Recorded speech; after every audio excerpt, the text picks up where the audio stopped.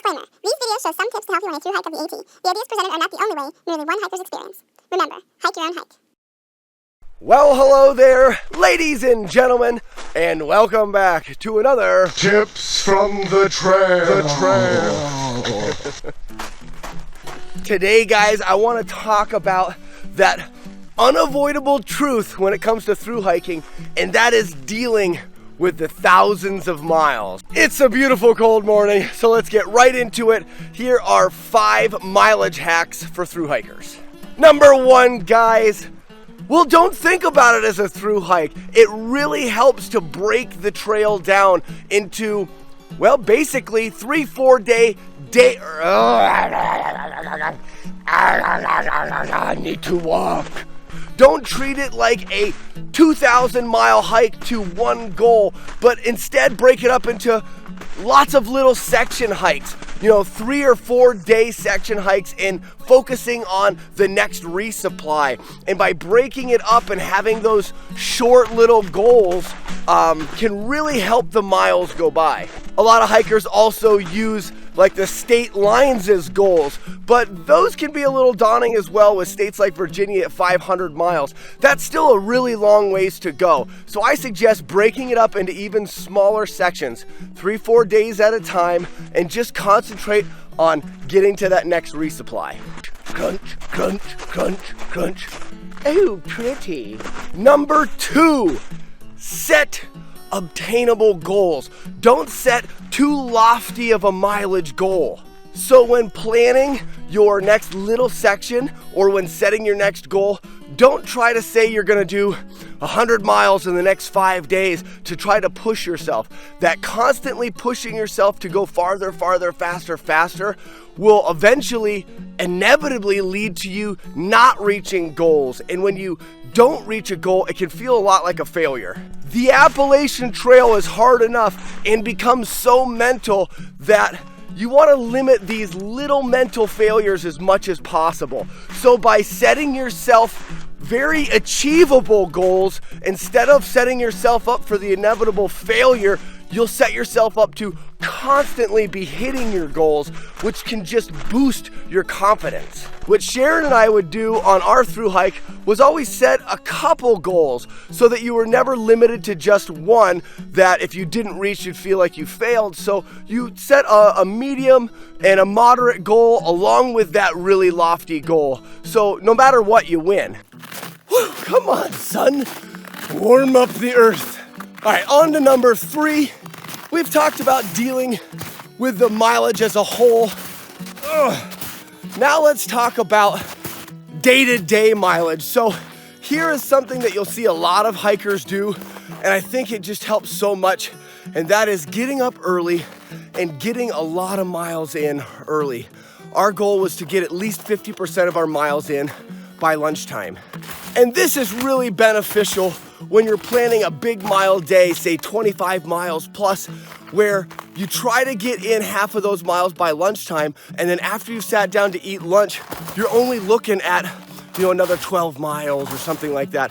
And it can actually take so much of the pressure off the end of the day that you can be relaxed and feel like that day ended up being kind of easy. And the great part of this is you can customize this to you yourself. Maybe you want to do 60% of your miles by noon, or maybe you want to do 60% by 10. Either way, hiking miles early in the morning is a great way to take that mileage crunch and that pressure off of the rest of the day. Not to mention that the temperature is normally better in the morning and you're fresh from a night's sleep and you get up and you have your breakfast or maybe a little instant coffee. That's probably the freshest and the most energized you may feel all day long. So what better opportunity than right then to get in a lot of miles? Please, son, I'm cold. Oh, that was a hole. Number 4, guys, and I cannot take credit from this. It was actually one that Bigfoot told me about, and it was something that he used on his thru hike, where he hiked the entire Appalachian Trail in under 100 days, and it was his way of getting what he called a free 0 day. If you're not familiar with the term 0 day, It's as simple as one day without any hiking. You're doing 0 miles that day. Bigfoot's way of getting a free 0 day is actually quite simple. You get up really early and you hike your entire day's worth of mileage by noon, which, yeah, it may require you to get up super early, but you get all the miles that you wanted to get in on a day by noon, and you end that day in a town. So you would plan these for your resupplies. Now you're in town, it's 12 o'clock, you start your 0 day. You maybe get your laundry done, you do your resupply, you charge your devices, you get into a hostel or a hotel, you start to relax. Wake up the next day and continue your 0 day all the way until noon. At noon, you hit the trail, and you hit the trail hard, and you hike later on into the evening, and on that second day, you still get a full day's worth of hiking. Now, the full day worth of hiking is going to differ from person to person. Maybe you need 12 miles, or maybe you're doing 16. Either way, whatever a full day for you is, you do that after you leave the town at noon. It may take you into the evening, you may do some hiking with a headlamp, but you'll still get a full day on that second day. And there you have it. You have a full day of hiking one day and a full day the next day. And in the middle there, you have a 24-hour period with no hiking. It's a free 0 day. Thanks, Bigfoot. Hiking through the frozen tundra. Crunch, crunch, crunch. And number 5, guys, if you can't get on board with Bigfoot's 0 day, here is a way that you can earn a 0 day. Warning, this oftentimes becomes very addicting for hikers, and they find themselves spending lots of time crunching numbers, but it is a very effective way to keep track of your mileage. So at the beginning of your thru hike, or really any time on your thru hike, take your total mileage that you have left to finish. If it's on the AT, it's whatever you have left to Katahdin, and then you find out how many days you have left to summit on that perfect day, or the day that you want to summit, or maybe you have a deadline. So you take the number of days and divide it into the number of miles that you have left, and you are going to get the number of miles per day that you need to hike in order to get to your goal in that time frame.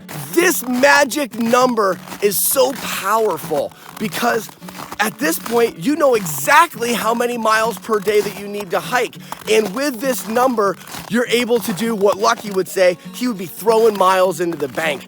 So let's say that your magic number, or your miles per day, is 12 miles a day. 12 miles a day will get you to Katahdin when you want to get there. Any mile over 12 miles, you get to put in the bank and save for later. So you hike 14 miles one day and boom, 2 miles into the bank. These will add up so quickly. You can become very addicted to adding miles and miles to your bank. And once your banked miles reach that magic number of 12 miles per day, you have just earned yourself a guilt-free 0 day. It's the sun. Oh, thank you, son. Oh, and there you have it, ladies and gentlemen. There are my 5 hacks to help whittle away the miles on your thru hike. If you found this video helpful, be sure to hit that like button and subscribe for more tips from the trail. Because if they work for me, they may work for you. Bye-bye. Until then, Here, we can walk I am around. happy trails. Here's a Spanish expression. Feliz and Daryl. Happy trail. Feliz and Daryl.